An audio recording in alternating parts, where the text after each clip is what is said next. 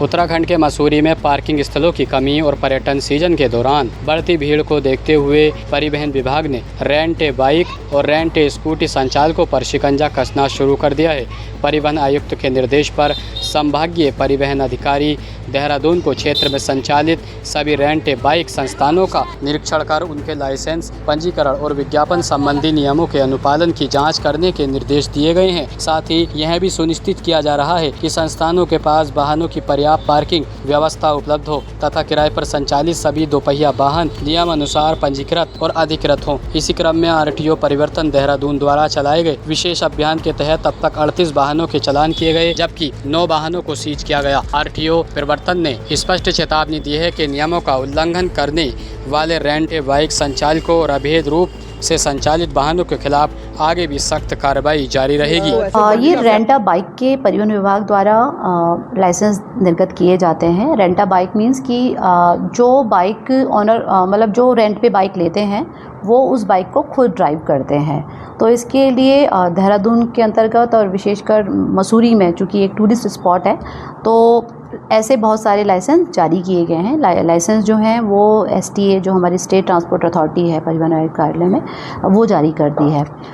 तो विविध समयों पर कंप्लेंट्स भी आ रही थी कि जो इनके नॉर्म्स हैं, मतलब जहाँ के लिए लाइसेंस मिला है वो जगह पर बिज़नेस ना करके किसी अन्य जगह पे किया जा रहा है, या गाड़ियों को रोड पर पार्क किया जा रहा है मसूरी में, चूँकि वो एक टूरिस्ट प्लेस है।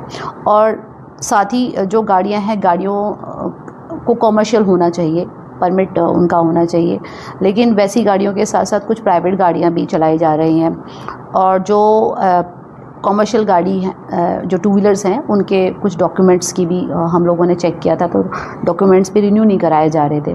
तो इसी को लेकर ये अभियान कल शुरू किया था। तो फर्स्ट फेज़ था हालांकि, तो फर्स्ट फेज़ में केवल हमने चेकिंग कराई थी जो गाड़ियाँ चल रही थी, जो टूरिस्ट चला रहे थे। तो ऐसे 35 गाड़ियों के चालान किए गए जो कि नो पार्किंग वगैरह में खड़ी करके और जा रहे थे, या उन्होंने ही जो लाइसेंसी थे उन्होंने खुद से रोड पे लगाया हुआ था गाड़ी को। तो ऐसी गाड़ियों के चालान किए और लगभग 9 गाड़ियाँ जो थी वो सीज भी की गई। नगर पालिका की टीम भी, जो मसूरी है, वो टीम भी इसमें थी, तो उन्होंने भी हमें सहयोग प्रदान किया।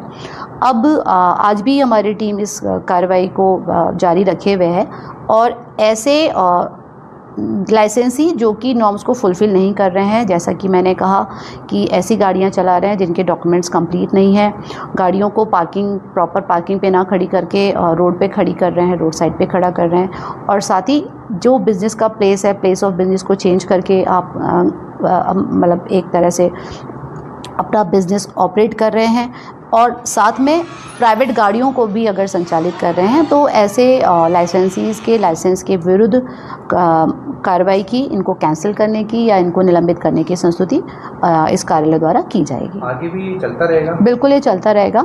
और अभी बीच में चलाए हैं, लेकिन इस बार हमने पहले चालान की कार्रवाई करी है, और फिर अब जिनके गाड़ियां कल इस तरह से संचालित पाई गई हैं, तो आज उनको जाके हमारी जो टीम है वो फिज़िकली वेरीफाइड कर रही है ऐसे मतलब रेंटा बाइक के ऑपरेटर्स को।